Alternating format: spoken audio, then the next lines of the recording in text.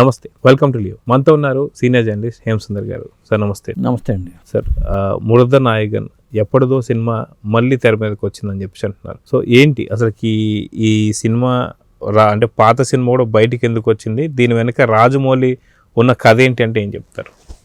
అంటే ఒకటండి, రాజమౌళి గారు మహేష్ బాబుని ఎంట్రీని గ్రాండ్గా ప్లాన్ చేసిన సంగతి తెలిసిందే. ఆయన సినిమాలో ఒక ఎద్దు మీద నంది అనుకున్నారు, ఎద్దు మేయించి ఆయన రావడం కానీ ఇవన్నీ చూపించారు. ఆ ట్రైలర్లో కూడా ఎద్దుతోనే ఆయన ఇంట్రడక్షన్ ఉంది. ఈ సన్నివేశం చూసిన తర్వాత మరి కమల్ హాసన్ గారికి ఆలోచన వచ్చిందో తెలియదు, కానీ ఆ తర్వాత కమల్ హాసన్ నిజమైన ఎద్దు మీద ఉన్న ఫోటో ఒకటి వైరల్ అయింది. అంటే రాజమౌళి గారు గ్రాఫిక్స్ ఎద్దు మీద కూర్చోబెట్టారు మహేష్ బాబుని, ఈయన నిజమైన ఎద్దు మీదే కూర్చున్నాడంటూ ఆ ఫోటో గురించి కామెంట్లు వచ్చినాయి, రకరకాల కామెంట్లు వచ్చినాయి. దాని వెనకాల స్టోరీ ఏంటంటే, అది మరుద నాయకన్ అనే ఒక సినిమా, పెద్ద సినిమా అప్పుడు ప్లాన్ చేశాడు ఆయన. ఇప్పుడు 1996 అనుకుంటా. అప్పుడు కొంత ఖర్చు పెట్టి కొంత షూటింగ్ కూడా చేశారు. కమల్ హాసన్ గారు ఫైనాన్షియల్గా కొంత లాస్ అవడానికి కారణం కూడా ఆ సినిమా అని చెప్పొచ్చు. అప్పట్లో ఫైనాన్షియల్గా నష్టపోయాడు ఆయన. అంటే ఈ సినిమా కోసం కొంత ఖర్చు పెట్టాడు.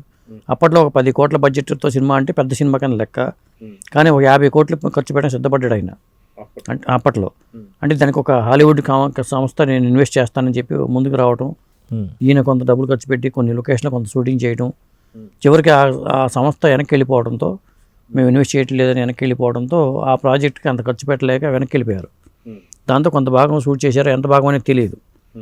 ఇప్పుడు మళ్ళీ లేటెస్ట్గా ఈ మరుద నాయకం కథనే ఆయన, ఎందుకంటే ఒక యోధుడు, నిజమైన యోధుడు, అది వాస్తవ జీవితంలో అప్పట్లో ఆ ద్రవిడ ఉద్యమాల టైంలో ఒక పోరాడిన యోధుడి కథ అది మరుద నాయకన్ అనేది.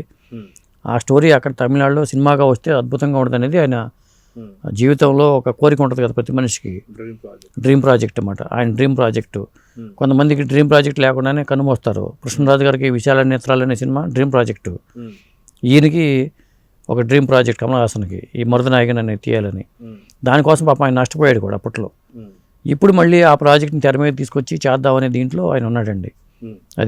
అదే గతంలో కూడా మనం చూసుకుంటే మెగాస్టార్ చిరంజీవి గారు కూడా అంజీ సినిమాలో 3 రకాలైనటువంటి యొక్క యాంగిల్స్లో కావచ్చు బాడీ షేప్లు కనిపిస్తుంటాయని చెప్పి అంటుంటారు. సో ఎప్పుడో 1996లో తీసినటువంటి సినిమా ఇప్పుడు మిగతా కంప్లీట్ చేయాలి అంటే మనకు బాడీ మ్యాచ్ అవుతుందా, లేదంటే నిజంగా ఏమైనా వాడుకొని తీయగలుగుతారంటే? ఇప్పుడు మీరు అన్నట్టుగా అందుకనే ఇది సినిమాని మామూలుగా చేస్తేనే ఇబ్బందికరం. 500 కోట్ల బడ్జెట్ పెట్టాలని చాలా కష్టం.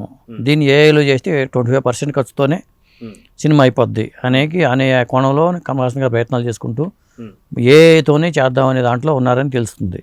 అంటే ఆ పాత్రనే కొద్దిగా ఏఐగా మార్చి చేసే ప్రయత్నాలు చేస్తున్నారు అనేది లేటెస్ట్ సమాచారం. అలా చేసుకుంటే తక్కువ బడ్జెట్లో అద్భుతమైన సినిమా చేయొచ్చు అనేది ఆయన ఈ మధ్యన గ్రాఫిక్స్తో ఈ మధ్యన మహావతార సినిమా వచ్చింది. అలాగే మరి దీంట్లో కూడా అఖండ తాండవంలో కూడా ఆ ప్రహ్లాదుడి కథ మీద కొంత మనకి ట్రైలర్లో కనిపించింది. బాలయ్యను మరి అది సినిమాలో ఆ ప్రహ్లాదుడి స్టోరీ కొంత కనిపించింది.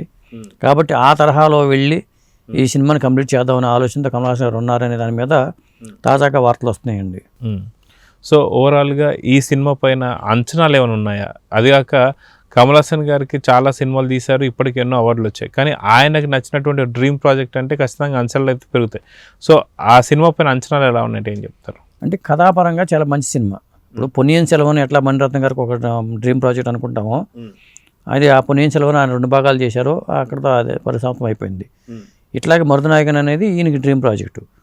ఇప్పుడు ఆయన ఎట్లాగో రిటైర్మెంట్ చేసే ఆలోచన కూడా ఉండొచ్చు. ఒక మంచి నా కళల ప్రాజెక్ట్ని కంప్లీట్ చేద్దామనే ఆలోచనతో తీసుకొచ్చారు. ఖచ్చితంగా చేస్తే వర్కౌట్ అవుతుంది. ఒక వీరుడి కథ కాబట్టి కంపల్సరీగా అది ముఖ్యంగా తమిళనాడు వాళ్ళు ఓన్ చేసుకుంటారు మరుద నాయకన్ని. అదే పేరుని మార్చుకున్నా లేకపోతే మరుద నాయకన్ పేరుతో చేసిన ఆశ్చర్యపడక్కర్లేదు. అప్పట్లో కూడా అది ఒక పాన్ ఇండియా సినిమాగానే చేద్దామని ప్రయత్నం చేశాడు. 96లో చేశాడు ఆయన. ఈ బాహుబలి ఇవన్నీ లేకముందే ప్రయత్నాలు అవన్నీ. కానీ ఆ కళ నెరవేరకుండానే ఆగిపోయింది. వేరే వాళ్ళు ఇన్వెస్ట్ చేసేవాళ్ళు వెనక్కి వెళ్ళిపోవడంతో. ఇప్పుడైనా సరే ఆయన ఓన్గా చేస్తాడా లేదా వేరే వాళ్ళు ఎవరినైనా ఇన్వెస్ట్ చేస్తున్నారో తెలియదు, కానీ మొత్తానికి అది స్క్రిప్ట్ అంతా ఉంది కాబట్టి, ఏ టెక్నాలజీ వచ్చింది కాబట్టి దాన్ని ఉపయోగించుకుని చేద్దామనే ఆలోచనతో కమల్ హాసన్ గారు ఉన్నారనేది సమాచారం. సో ఓవరాల్గా కమల్ హాసన్ గారిది ఇది ఆఖరి సినిమా అని చెప్పి అనుకోవాలా? ఎందుకంటే డ్రీమ్ ప్రాజెక్ట్ అని చెప్పి అంటున్నారు, ఆఖరి సినిమా అని చెప్పి అనుకోవచ్చు అంటారా? అనుకోవచ్చు. ఎందుకంటే ఇక అతను ఇప్పుడు చేయకపోతే ఇక ఎప్పటికీ అది కంప్లీట్ అవ్వదు, రిటైర్ అయిపోతే. కాబట్టి ఆయన ఇది డ్రీమ్ ప్రాజెక్ట్ కాబట్టి ఈ సినిమా చేసి రిటైర్ అయిపోవచ్చు. రజనీకాంత్ గారు కూడా అలాంటి ఆలోచన చేస్తున్నారు కాబట్టి ఆయన కూడా మరి ఆయన డ్రీమ్ ప్రాజెక్ట్ ఏముంది ఎవరికి తెలియదు, కానీ కమల్ హాసన్ గారు అయితే ఈ ప్రాజెక్ట్ చేసిన తర్వాత రిటైర్ అవ్వచ్చేమో చెప్పలేము. సో ఓవరాల్గా ఎప్పుడు సెట్స్ మీదకి వెళ్ళబోతుంది ఈ సినిమా, దాని గురించి ఏమైనా అప్డేట్స్ ఏమైనా అంటే ఏఐతో చేసేటైతే సెట్స్ మీదకి వెళ్ళాల్సిన అవసరం లేదు. అంటే పాత సన్నివేశాల్లో ఎంత చేశారో వాటిని ఏమైనా ఏఐతో మళ్ళీ మిక్స్ చేసుకుని ఏమైనా చేస్తారా, ఇలాంటివి ఉంటాయి కదా, అవును. దాన్ని జోడించి కొంత ఏఐతోనూ కొంత న్యాచురల్గా చేస్తారని తెలియదు. అంటే ఇప్పుడు వచ్చిన వార్త కాబట్టి మరి అది చూడాలి ఏం జరగబోతుంది అనేది. సో చూద్దాం సార్, ఖచ్చితంగా కమల్ హాసన్ గారి డ్రీమ్ ప్రాజెక్ట్ అయితే అంటున్నారు. సో మొత్తానికి సినిమా ఎలా ఉండబోతుంది, ఎప్పుడు సెట్స్ మీదకి వెళ్ళబోతుందో చూద్దాం మరి. నమస్తే. నమస్తే అండి.